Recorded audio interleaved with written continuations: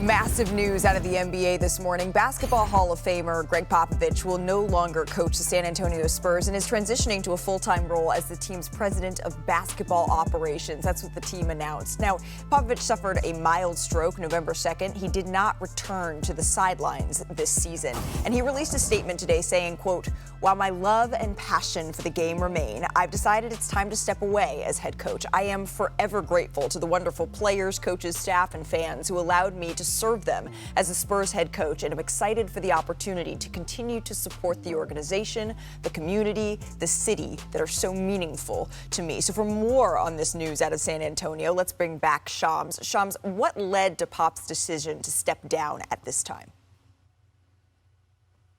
Malika, as much as Gregg Popovich pushed and wanted to return as an NBA head coach, I'm told he came to the conclusion that it would be too taxing of a grind to get back on the sidelines, particularly after that stroke that he had in November. And on a human level, he is recovering. He is doing much better. But the stress, the burden, the tension day-to-day that goes into NBA head coaching, it was just too much for him to come back to. So he made the decision this week, informed all of his players, past and present, that he is stepping down from a 29-year run, 5 championships, all-time winningest coach, 22 straight playoff years in San Antonio. So an end of an era, but it is a start of another. I'm told he's been present already this week in the Spurs facility. He's been going in there, meeting with staffers, meeting with Mitch Johnson, and he's going to continue to be a big part of that organization on a day-to-day basis operationally. But this is a massive change for the NBA. No Gregg Popovich on the sidelines ever again. The end of an era, certainly my time covering the NBA, my time as an NBA fan, it has all been dotted with Gregg Popovich on the sidelines, and now he's transitioning to the front office. Shams, thank you so very much for that. The wins, the championships, the gold medal, the accolades. I certainly think about hiring Becky Hammon and stepping out on a limb in a time where we did not see women as coaches in the NBA, rather. But Stephen A., when it comes to Pop's impact, what do you remember most? Hey, listen, I tell you this, and I affectionately say this. I call him a big phony, and I laugh about it because he comes across as having this truculent, acerbic type of attitude. He's one of the classiest, most conscientious, most decent human being I've ever known. He's an incredible coach. And back in the day, to show my age a little bit, once upon a time, I actually sat down and I had lunch with Popovich one-on-one in Utah, just hanging out because we was in the same hotel. And, you know, he was schooling me about the NBA and about what it takes to really succeed in the NBA, but not just as a player, but as a coach and as a young man. And you remember all of those things as you grow up, and some of the times you make the mistakes, but the reason you know it's a mistake is because of the words of wisdom people like him imparted upon you. And I knew that covering Larry Brown for the Philadelphia 76ers, being a beat writer for the Philadelphia Inquirer, Larry Brown loved this man. Popovich was a protege of Larry Brown's, and I remember when Popovich won his first ring. Yeah. And the season opener the following season was the 76ers against the San Antonio Spurs. And Popovich walked over to Larry Brown, a mentor of his, and sat down and shared the ring with him because Larry Brown had yet to win at that particular moment in time. And that was what inspired Larry Brown to depart from Philadelphia, ultimately end up in Detroit and capturing his first ring because he was Mr. Fix-It, but he had a ring on the NBA level. But once he saw Popovich do that and Popovich talk to him and what have you, you knew what was going on. It was tremendous. It really was. Popovich is a great one. Yeah. I think the best coaches are the best teachers. And I think just listening to people that were in that organization, that are in that organization, that play for him now, that played for him in the past, he left a mark. Not just in basketball for all he did, and he clearly one of the best, if not the best coaches, one of the best coaches ever to coach. But he left a mark as a person. Talking to people there, he would talk to them about stuff outside of basketball. I asked Steve Kerr one time if I could meet Pop while I was working with the Warriors in my early days. And he set it up, and I remember going to have, I think, a drink with him. And the truth is, I was scared.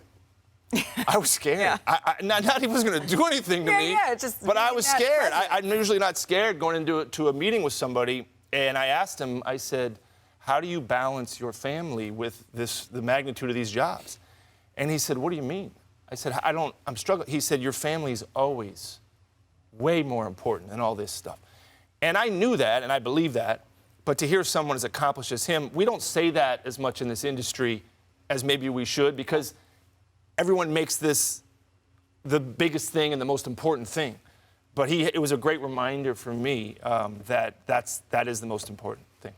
Well, my story with Pop actually happened when I was 18 years old. Sam Preston used to drive down to Old Beaumont, Texas, when he was a scout for the San Antonio Spurs and watch me in high school. And during my draft workouts, I had to go to San Antonio, right? And so when I got there, Pop was in there, and he said, "Hello, you ready to work?" I said, "Yeah, I'm ready to work." And he said, "Well, one, go to the weight room." So first thing that they did was body fat, right? I didn't pass the test. So my entire workout changed and was straight conditioning.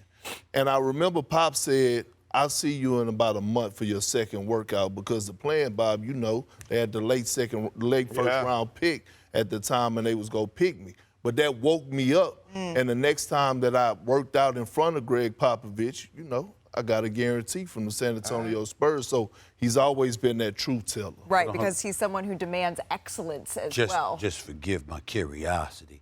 Would you mind informing us of what Don't the body do that. fat? Don't do that. That's over the line. Could you inform us about what the body fat was when you came back a month later? You don't have to answer. Yeah. Well, you can do that. I didn't ask what it was originally. I'll tell you, I'm not ashamed. You know what I mean? I'm comfortable being. Could you answer the question? Yeah, I was at 26%. And when I came back, I was at 15%. See, it's because a Gregg Popovich demands excellence. And it's not just of players, it's of reporters as well. He is someone who, whenever I was interviewing him, is someone where you have to be that much more prepared when you go into an interview with Gregg Popovich. That was a good question. Doesn't sound as good coming from anyone else, because you know when Gregg Popovich says it, he means it. Because typically, his interviews go a little something like this. Energy level's great. Worst shots in the history of basketball. NASA discovered all those habitable planets the other day. You guys know about that? 1,200 habitable planets. Well, 1,200 new. And then last night, somebody lost a basketball game. Get over yourself. He's LeBron James. That's what makes him difficult to guard. How do you feel he's performed in the first quarter? He's done well. All right, I feel like I've come out ahead here. Do you want to just end it on this one? I was looking forward to a second question. Who's the one guy who asked the third question, isn't it? Did you just get two? My bad. Next guy that misses a free throw, gonna buy me a new car. This is the preseason, right? We got to do this in the preseason? Are you kidding me? Part of the In the preseason, we got to do this? What was your biggest challenge during this preseason? Oh, my gosh. Getting to the restaurant on time. How happy were you with the shot selection, even though they came back? Happy? Happy. I don't know how to judge happy. In the middle of the contest, nobody's happy. Your thoughts on the third quarter? We're behind. What did you like about the way your team played? The ball went in the hole. How would you describe tonight's win? I don't know how you describe a win. It's better than a loss. They said explore your feelings at the end of the third quarter. So are you? Thank you, Pop. Appreciate it. It's been fun. Yeah, no doubt. Same here. All right, Pop, thank you. It's been a joy. A joy, always. And he certainly has a historic resume in his head coaching career here.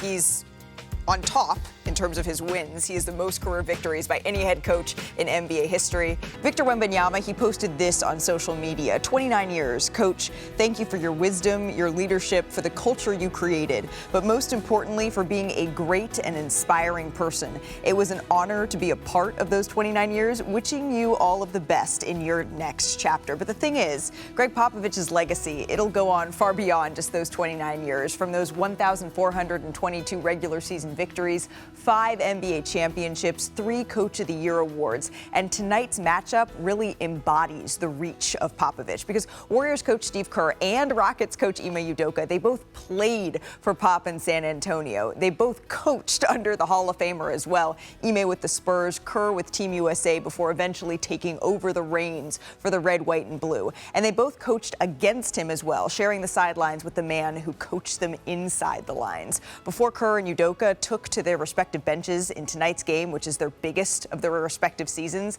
they took a little bit of time to pay their respects and to reflect on Coach Pop. Pop is one of the most important people in my life for many, many reasons. And most of them go way beyond basketball. But it's a sad day. It's also an encouraging day, I think, because I think this is a natural transition for him organizationally to move into his next role. Be up here all night if I told all the stories and all the impact, but obviously as a professional, I played 2.5 years for him, coached 7, so spent 10 years of my life, and but that's probably the least important. It's the person aspect like you talked about, and the daily messages, the lessons that we all learn and think back on, and it's a bittersweet day, obviously, for all of us, but happy he's in a good place, and happy he's good with his family, and so just a special day, special person, obviously one of the best to do it, or the best to do it, and glad I got a chance to work with him, learn from him, and call him a friend. I've got a lot of mixed emotions today, mainly just my love for Pop, my empathy for him, for what he's gone through, for the Spurs organization, all of the above, and it's a very, very emotional day for everybody involved. So thank you, Pop. I'll take the shirt off after, and love you, and we'll see you soon. Those are just 2 members of a very large coaching tree for Popovich here. You can see Doc Rivers, Mitch Johnson, now the head coach for the Spurs, Mike Budenholzer, Becky Hammon, and many others. Becky, of course, now a head coach in the W.